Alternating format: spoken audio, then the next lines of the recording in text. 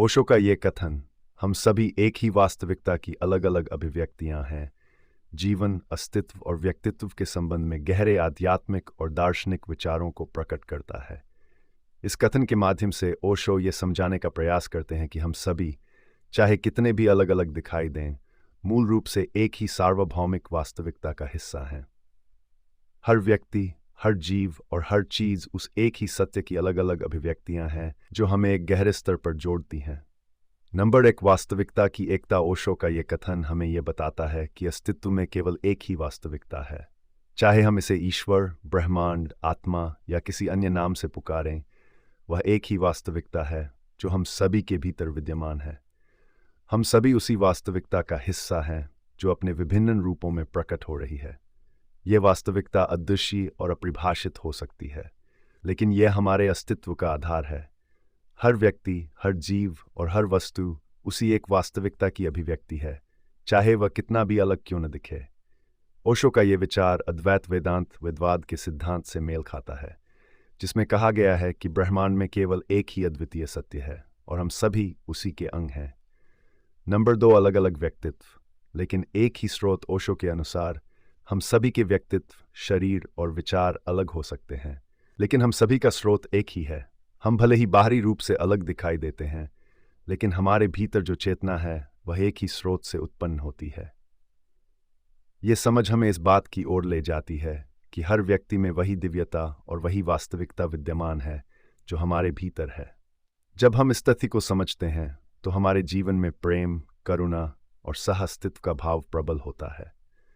हम दूसरों को अपने से अलग नहीं, बल्कि उसी वास्तविकता का हिस्सा समझने लगते हैं। नंबर तीन, विविधता में। ओशो के इस विचार में यह संदेश छिपा है कि भले ही हम भौतिक रूप से, मानसिक रूप से और सांस्कृतिक रूप से अलग हों, लेकिन हमारे भीतर एक गहरी एकता विद्यमान है। यह विविधता इस एकता को छिपाती नहीं है, बल्कि उसे प्रकट करती है। जीवन की विविधता, चाहे वह प्रकृति की हो, मानवता की हो या हमारे अनुभवों की हो, एक ही वास्तविकता के विभिन्न रूपों में अभिव्यक्ति है।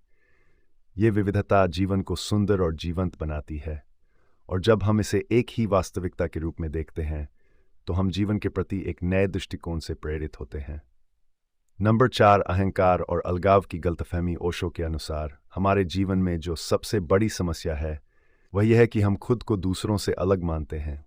यह अलगाव अहंकार से उत्पन्न होता है।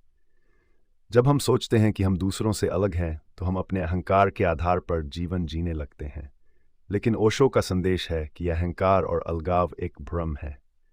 वास्तविकता में हम सभी एक ही चेतना का हिस्सा है, और इस अहंकार के कारण हम अपने वास्तविक स्वरूप से दूर हो जाते हैं।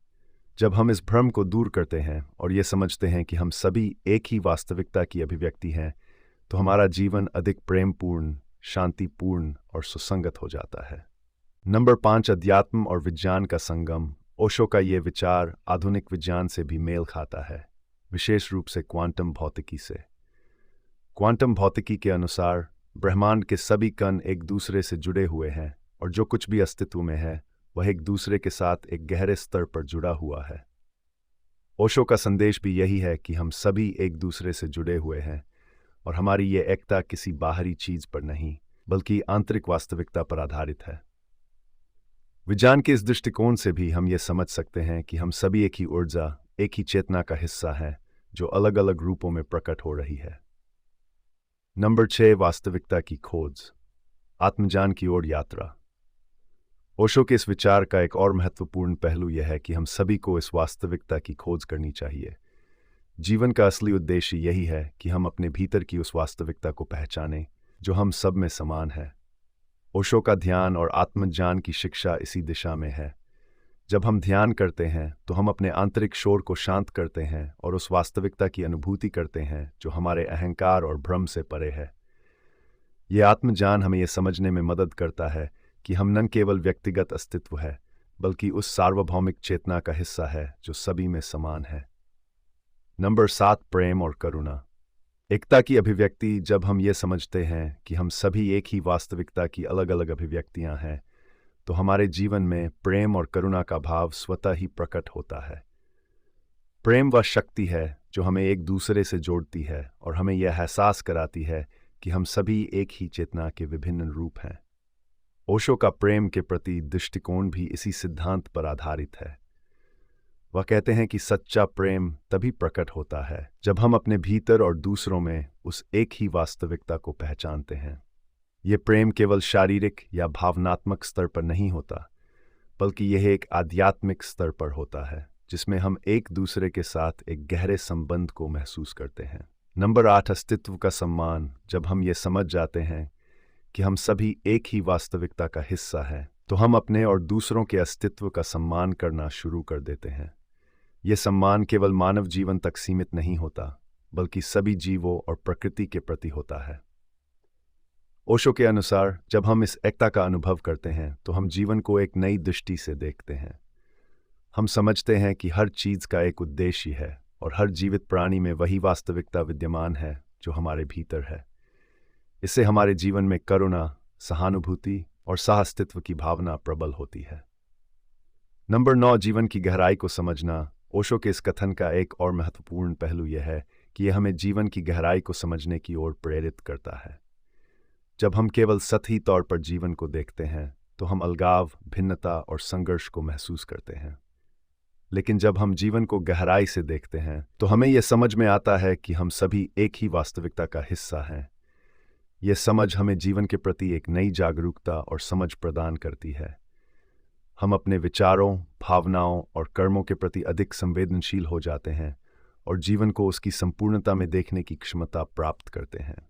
ओशो का ये कथन, हम सभी एक ही वास्तविकता की अलग अलग अभिव्यक्तियां हैं, हमें यह सिखाता है कि जीवन की असली समझ हमारी एकता में निहित है। हम सभी उस एक ही सार्वभौमिक वास्तविकता का हिस्सा हैं जो विभिन्न रूपों में प्रकट हो रही है। ये समझ हमें जीवन के प्रति अधिक जागरूक, प्रेमपूर्ण और करुणामय बनाती है। जब हम एकता को पहचानते हैं तो हम जीवन में विभाजन, अलगाव और संघर्ष से ऊपर उठकर एक उच्चतर चेतना और आत्मज्ञान की ओर अग्रसर होते हैं। ओशो का ये विचार हमें आत्मज्ञान, प्रेम और करुणा के मार्ग पर चलने के लिए प्रेरित करता है, जो हमें हमारी वास्तविकता के साथ गहराई से जोड़ता है।